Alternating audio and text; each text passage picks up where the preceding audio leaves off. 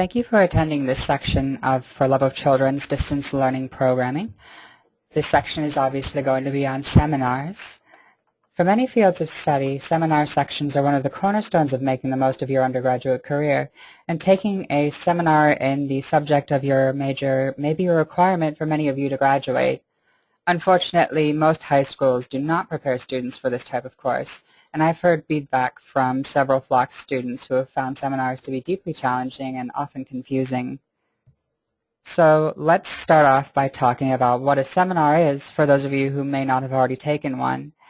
A seminar is defined as being a group of people, typically students, who get together to discuss ideas and theories and exchange information, usually under the guidance of a professor or a facilitator.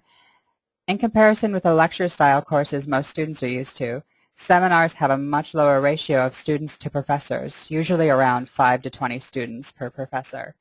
If you miss a seminar, your professor will notice. Seminars also, in contrast with some lectures, tend to be more likely to focus on a more specific topic in your field of study, and as such are typically higher-level courses for upperclassmen, that is to say, juniors and seniors, although freshman seminars are not unheard of. This means that you, as a student, should expect to demonstrate a high level of understanding in your field of study.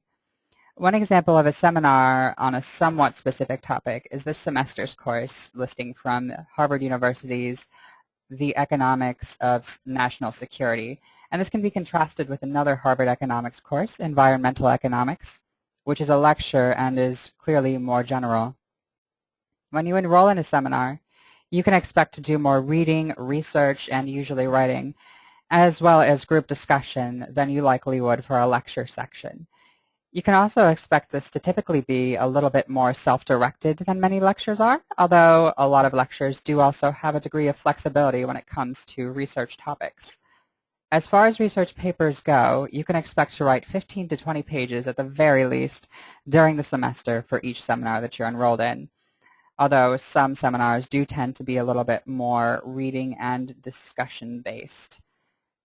I'll go into more detail about writing research papers in another webinar. You cannot expect to do well in a webinar without participating in the discussions. This is sort of the primary reason for taking a seminar instead of a lecture. Not only is this something that is typically taken into consideration when it comes to grading, but it will also help your professor to get to know and understand you and your thought processes a little bit better.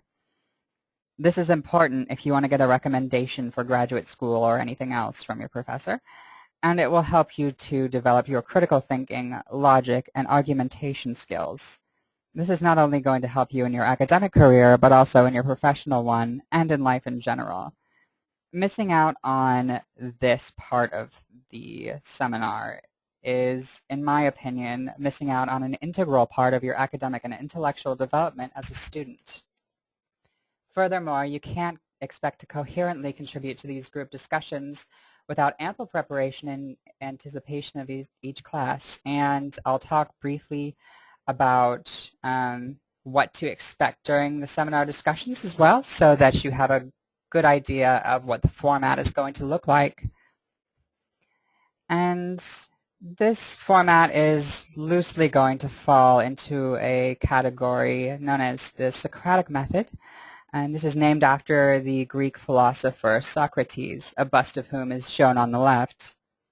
For those of you who are unfamiliar with the meaning of this phrase, it can be succinctly defined as being a form of inquiry pitting opposing points of view against each other to elicit a deeper understanding or eliminate contradictory hypotheses.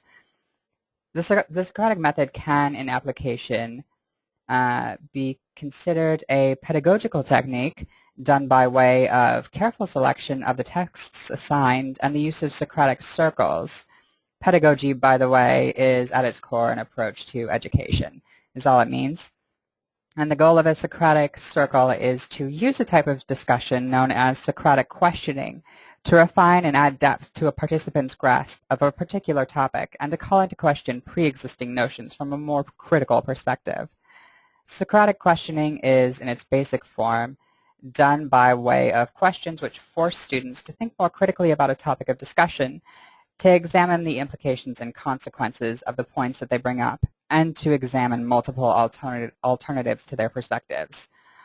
Often questions are answered and responded to with further questions, both from the professor and between students, as well as to the professor from students, in order to illuminate underlying assumptions and theoretical foundations that the asker may have implied having had. Evidence is strongly preferred in this approach, so be prepared to back up what you say. So let's talk a bit about being prepared and staying that way. Before the seminar, you should make sure that you do all of the readings and do them before you attend each class. Take notes when you do your readings and make sure that you put together a summary of key points, particularly relevant quotes, and any questions that you might want to bring up during the class. It may also help to discuss the readings with your peers a few minutes before the class starts. During the seminar, you should participate to the best of your ability. This not only means contributing your own views to the discussion, but also listening to your classmates and keeping an open and curious mind about what they have to say. You should make connections between the reading being discussed and outside information or readings that you feel confident in your knowledge of, and which others might not be as familiar with. And one more bit of advice for the discussion from Professor Relina Joseph at Washington University in Seattle is to try not to fall into the trap of wholesale skewering of the reading of the week, which she considers to be intellectually lazy. You will want to find some value or positive contribution from the reading, as your professor wouldn't have assigned it if they didn't think that there was something of worth in it. Beyond this, as far as the research and writing goes, make sure that you turn in everything on time.